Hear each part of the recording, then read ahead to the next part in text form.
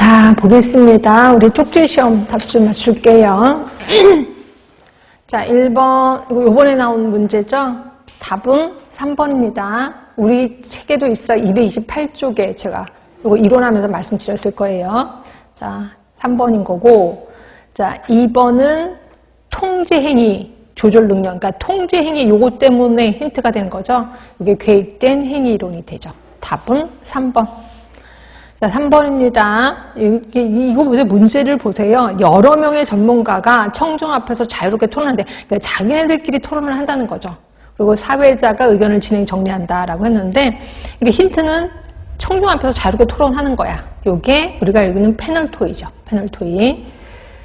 자, 이건 헷갈릴 게 없어요. 심포지움은 아니거든요. 하여튼 이거고, 답은 2번인 거고, 그 다음에 4번, 대중접촉 방법의 장점.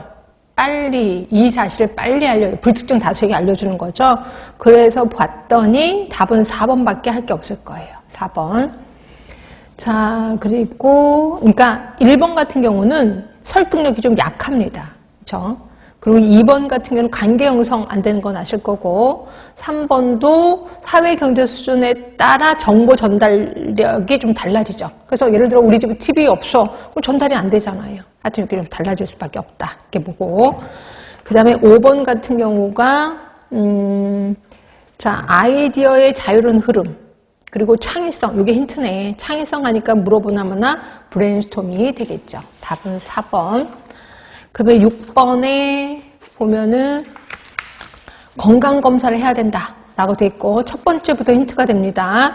뭐 두 번째는 감염됐거나 감염된 우려가 있는 학생에 대해서 질병 치료 예방하는 사람 학교장이거든요. 그래서 답은 2번이 되죠. 자, 7번 보건교사 직무가 아닌 거 눈에 보여야 돼. 우리 뭐 암기를 했었을 거고, 답은 4번이죠.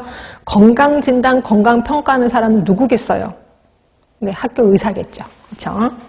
그 다음에 8번을 보면 답이 두 개인 것 같아. 1번도 맞았고 4번도 맞았거든요. 그렇죠? 1번은 상대보호구역은 경계선부터 200m 맞거든요. 그리고 2번, 3번 틀렸고 4번 절대보호구역이 출입문부터 50m거든요. 그럼 답은 두 개네? 아니에요. 이거는 뭔가 있다는 거지. 결국은 뭐예요? 상대보호구역은 경계선으로 200m 중에 절대를 제외한 나머지를 얘기하는 거예요. 그 말이 빠졌어요. 그래서 답은 4번이 돼요. 4번.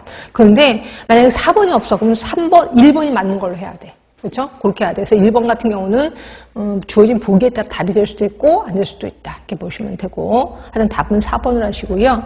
자, 9번은 가장 먼저 해야 되는 거는 요구도 사정이 있죠? 답은 1번. 자, 10번 보세요. 10번 절대보호구역이야. 그럼 답은 1번인 거죠. 1번. 그 다음에 11번이에요. 자, 전체를 몇 개 소집단으로 나누는데, 그럼 이거는 분단 토의를 얘기하는 거고, 답은 버드 세션. 답은 3번이죠. 자, 12번입니다. 4명 또는 7명, 제가 힌트가 4명 또는 7명, 요거 힌트로 잡으라 그랬습니다. 그러면 결국 패널 토의를 얘기하는 거죠. 패널 토의. 자, 13번. 자, 이 문제 나왔을 때 전 기가 막혔습니다. 학교보건법에서 제시하지 않고 있는 거는 1번이죠. 교육환경보호구역. 이건 뭐야? 교육환경보호에 관한 법이 있거든요.